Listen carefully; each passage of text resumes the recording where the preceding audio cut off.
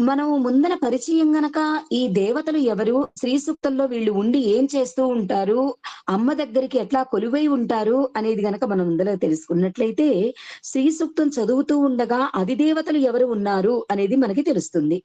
వీరిని తిథి దేవతలు అని కూడా అంటారు. వీరిని కాలదేవతలు అని కూడా అంటారు. వీరిని స్మరించటం చేత నిత్యాది దేవతలు ఆశీర్వచనం దక్కుతుంది. అంటే మనకి ఏ నిత్యము ఏ దేవతలు ఈరోజు ఈ దేవుడు, ఈ రోజు ఈ దేవుడు అని అనుకుంటూ ఉంటాం కదా! కానీ శ్రీ సూక్తంలో హ్మ్, షోడశ కళలు 16 కళల్లో ఉన్న ఒక్కొక్క కళ అధిదేవతలు, నిత్య దేవతలు, కాల దేవతలు అని అంటారు. ఎప్పుడైతే మన శ్రీ సూక్తాన్ని మనము స్మరిస్తూ ఉంటామో, ఈ యొక్క షోడశ దేవతలు ఎవరైతే ఉన్నారో 15 మంది దేవతలు పౌర్ణమి నుంచి చతుర్దశి వరకు, తర్వాత అమావాస్య తర్వాత వచ్చే క్షీణించే దేవతలు అని అంటారు.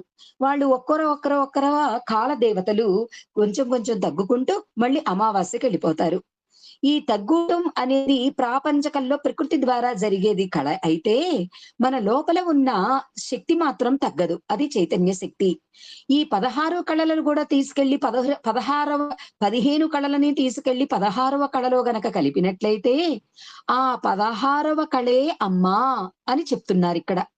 ఆ 16వ కళలో మనం గనక చేరినట్లయితే, అదే శ్రీ చైతన్యముతో కూడి ఉంటుంది. ఆ అమ్మయే నీ లోపల చైతన్యంగా ఉంది. అని ఎవరైతే నిత్యము నిత్యాది దేవతలని తలుస్తూ ఉంటారో, శ్రీ సూక్తాన్ని స్మరిస్తూ ఉంటారో, వారి యొక్క ఆశీర్వచనం దక్కుతుంది. వీరు శ్రీపీఠంలో మణిద్వీపంలో అమ్మవారి చుట్టూతా కూర్చొని ఉంటారు. చంద్రమామ మనసోజాతః అని చంద్రుని చుట్టూతా ఉన్న దేవతలు అని అర్థం. పాడ్యమి నుంచి పౌర్ణమి వరకు కళలు ఎలాగైతే ఒక్కటొక్కటిగా వృద్ధి చెందుతూ ఉంటాయో, అలాగే అమ్మ యొక్క ఆశీర్వచనాలు, అమ్మ యొక్క శక్తి మనకి రోజు రోజుకు పెరుగుతూ ఉంటుంది అని చెప్తున్నారు. ఈ మార్పు చెందుతూ ఉంటుంది. ఏ మార్పులు చెందని మార్పు జరగకుండా ఉండేది ఏదయ్యా అంటే చైతన్య స్వరూపం. అది మార్పు చెందంది అంటే ఇంకా ఈ శరీరమే ఉండదు. అది మార్పు చెందింది అంటే అసలు ఈ శరీరమే అనేదే ఉండదు. 15 కళలు దాటుకుంటూ 16వ కళ అయిన అమ్మని గనక మనం చూడగలిగితే మన మనసుకు తృప్తిగా, ఆనందమైన స్థితి కలిగిస్తుంది అమ్మ. అయితే మామూలుగా ఈ శ్రీ సూక్తము అంటే లక్ష్మీదేవికి సంబంధించింది. ఇంక వచ్చేసామండి. ఇప్పటి వరకు గూడా కళలు, దేవతలు, నిత్యాది దేవతలు, కాల దేవతలు, గడియ దేవతలు ఎక్కడున్నారు? ఎలాగున్నారు? అమ్మ చుట్టూత ఎలాగున్నారో తెలుసుకుందాం. ఇప్పుడు అసలు శ్రీ సూక్తము అంటే ఎవరు? దేనికి సంబంధించిందో చెప్పుకుందాం. లక్ష్మీదేవికి సంబంధించింది అని అనుకుంటూ ఉంటాం. ఈ సూక్తము దుర్గా, సరస్వతి, లలిత అందరికీ వాడుతూ ఉంటాము. ఈ 3 రూపాలు ఉంటుంది. పరాశక్తి అని అర్థం. ఇన్ని రూపాలు ఎందుకు ధరించింది అంటే మన లోగడ చెప్పుకున్నాం. అమ్మగా మన బిడ్డలకు తల్లిగా, అన్నపూర్ణగా చదువు చెప్పేటప్పుడు, సరస్వతిగా తప్పు చేసినప్పుడు దుర్గగా ఎలాగైతే మనను మార్చుకుంటూ బిడ్డని దారిలో పెడతామో, అమ్మ కూడా ఈ ప్రకృతిని సృష్టించేటప్పుడు ఏ సమయానికి, ఏ సృష్టికి, ఏ ఋతువుకి, ఏ సందర్భానికి ఎలా మారాలో అలా మారుతూ, అమ్మ తన యొక్క ఆకారాలని, ఆమె యొక్క క్రియాశక్తిని అలా మార్చుకుంటూ ఉంటుంది.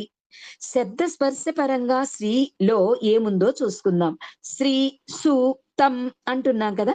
శ్రీ అంటే ఏంటి అనేది చూసుకుందాం.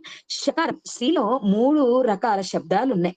షకారం, రకారం, ఇకారం. శ్రీ, షకారం, రకారం, ఇకారం. చిరి అంటాం కదా! ఈ 3 ఉన్నాయి. మన మంత్ర శాస్త్రంలో ఒక్కో అక్షరానికి ఒక్కొక్క ప్రత్యేకత శబ్దాన్ని ఇచ్చారు. ష అనేదానికి ఈశ్వరుడిని సంబంధించిన శబ్దం. రా అనేదానికి తేజస్సు అనే శబ్దం. ఈ అనే శబ్దానికి శక్తి అనే శబ్దం. అంటే ఏంటి? ష, ర, ఈ శ్రీ అంటే ఈశ్వరపరమైన తేజోశక్తి అయిన శక్తి స్వరూపిణి. ష అంటే ఈశ్వరుడని, రా అంటే అగ్ని అని, ఈ అంటే శక్తి అని చెప్పుకుంటున్నాం. ఈశ్వరుడు లోపల ఉన్న తేజోమయ కాంతియే శక్తి. అంటే ఈశ్వరుడు లోపల ఎవరుంది? చైతన్యం ఉంది. ఈ ఆ శంకరుడుగా ఉండలే. శక్తి అనే దాన్ని కలిపింది. ఈ శక్తి ఎలా ఉంది అంటే అగ్ని రూపంలో ఉంది.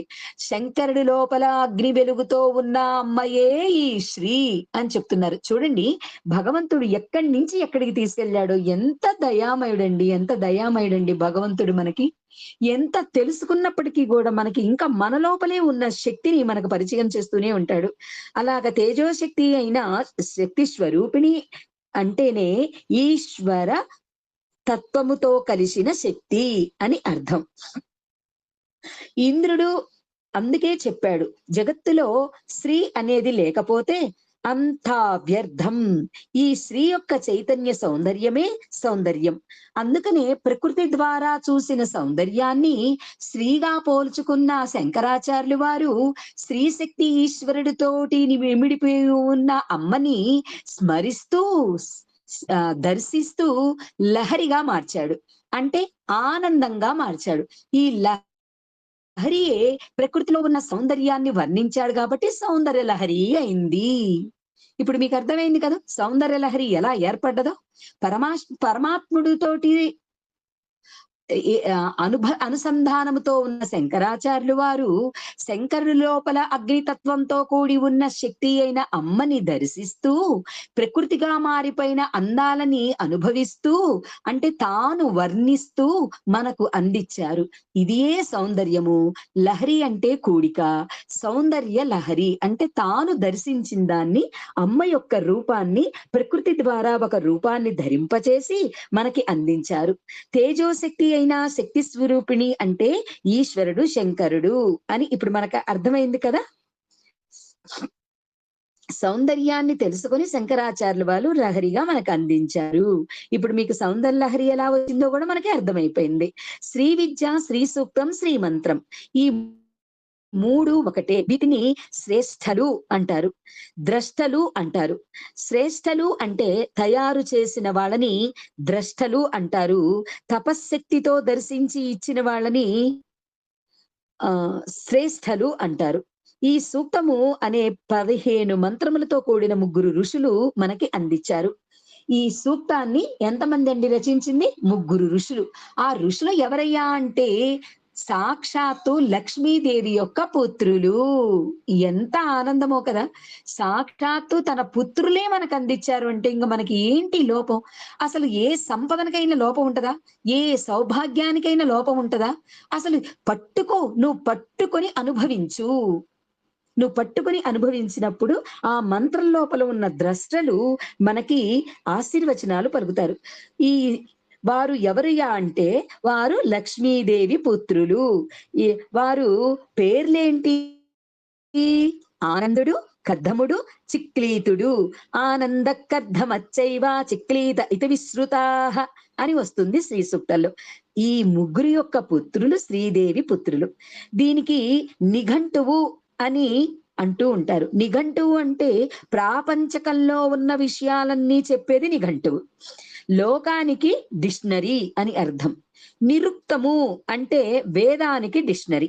నిరుక్తము అంటే శృణాతి నిఖిలే దోష అని చెప్తుంది. అంటే ఈ నిఘంటువు ఎప్పుడైతే మనము పట్టుకున్నామో అప్పటి నుంచి స్టార్ట్ అవుతుందంటండి మన లోపల దోషాలు అగ్నిలాగా దహించుకుపోతాయిట.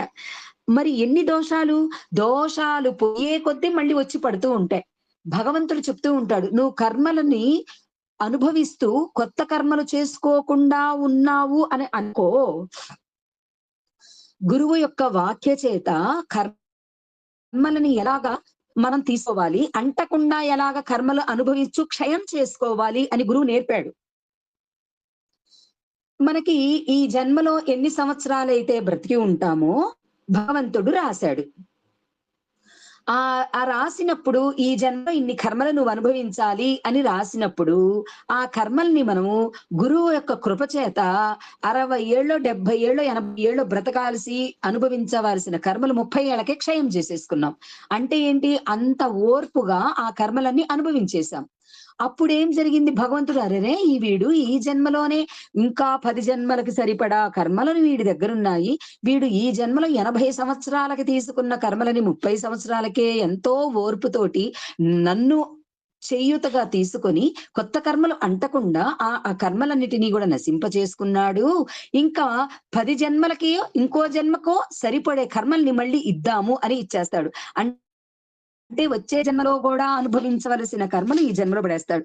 మనం కిటుకు తెలుసుకున్నాం కదా! ఎలా ఓర్చుకోవాలి, ఎలాగా మనము అనుభవించాలి, కొత్త కర్మలు ఎలా రాకుండా ఉండాలి అనేది మనం తెలుసుకున్నాం. ఎన్ని కర్మలిస్తే ఏమిటంటండి మనం ఊది పారేస్తామనమాట. అలాగా అనుభవించేస్తాము. ఈశ్వరార్పణ బుద్ధితో అర్పిచ్చేస్తాము. అందుకనే అంటారు, "ఏవండి భగవంతుణ్ణి స్మరించే కొద్దీ కష్టాలు పెరుగుతున్నాయండి" అంటే అర్థం ఇది. నువ్వు ఈ జన్మ కర్మలు మొత్తం కూడా తొందరగా తీర్చేసుకున్నావు. భగవంతుడు మన మీద కృప చేత వీడికి ఇంకొక జన్మని తగ్గిచ్చినా తగ్గిచ్చినట్టేరా నా దగ్గరికి చేరటానికి. ఇంకా ఎన్ని జన్మలని ఎత్తుతాడు అని మన మీద కృపతోటి, ప్రేమతోటి కర్మల్ని పెడుతూ ఉంటాడు. ఈ దుష్ట కర్మలు ఒక్కటే కాదండి. దాంట్లో ఈ దుష్ట కర్మలతో పాటు మంచి కర్మలు, పుణ్యకర్మలు మరు జన్మకి అవి ఇవి సమ్మేళనం ఉంటేనే కదా మానవ జన్మ. ఈ జన్మలో మరు జన్మలో ఏవైతే కూడా అనుభవించాలో మంచి చెడుముల యొక్క కర్మల యొక్క ఫలితాలని మనకి ఈ జన్మలోనే పెడుతుంటాడు. నువ్వు అది కూడా ఒక్క సంవత్సరంలోనే అనుభవించేసావనుకోండి, మళ్ళీ పెడతాడు.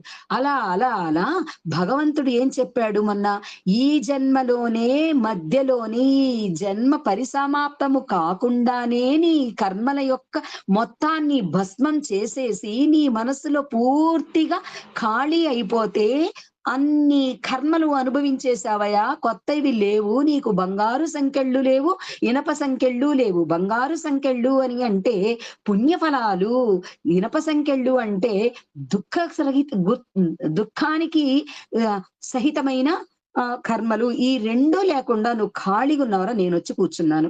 నేను వచ్చిన దగ్గర నుంచి నీ లిస్టు తీస్తే ఎన్నో రకాలయి ఉన్నాయి. అవన్నీ కూడా అనుభవించేసేమని నీకు ఒక్కొక్కటి ఇచ్చేస్తున్నాను. నువ్వేమో నేను భగవంతుడిని పట్టుకుంటే నాకది జరిగింది, భగవంతుడిని పట్టుకుంటే నాకిది జరిగిందని వదిలేస్తూ ఉంటారు. అదే పిచ్చిగోల. దీని నుంచి ఇటువంటి అజ్ఞానం నుంచి బయటపడి నీకొచ్చే కర్మలకి కారణం ఇదిరా అని చెప్పేది గురువు.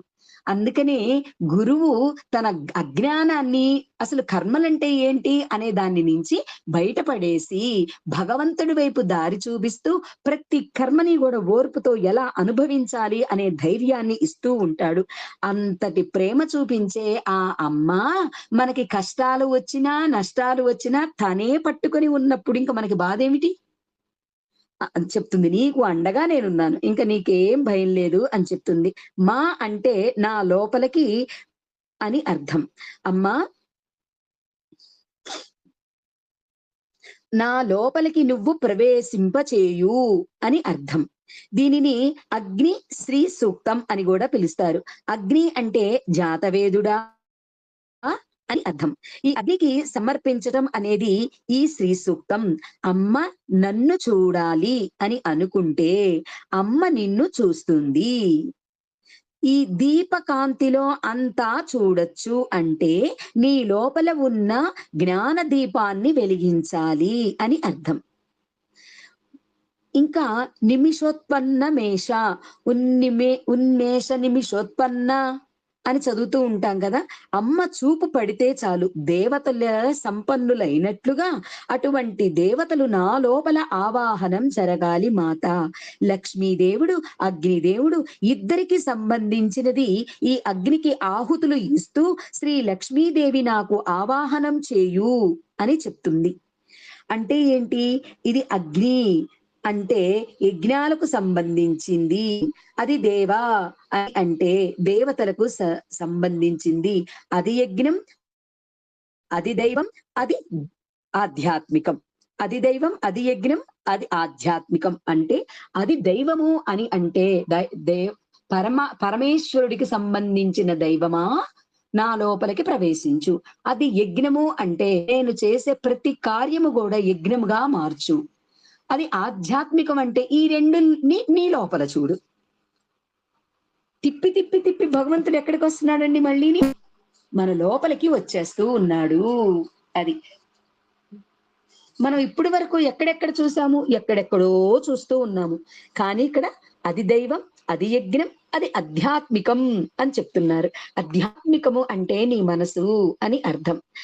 ఎక్కడో చూసి ఎక్కడో ఉంది అనుకోవటం కాదురా, నీ లోపలే నేను జాతవేదుడనే కాంతితోటి నీ లోపలే ఉన్నాను అని చెప్తూ ఉన్నారు. ఇది శ్రీ సూక్తంలోని పరిచయం. రేపటి నుంచి హిరణ్యము అంటే ఏంటి? ఆ వర్ణము అనేది ఎలా వస్తుందో రేపు చెప్పుకుందామా? హరిః ఓం. సుఖినో భవంతు అమ్మా.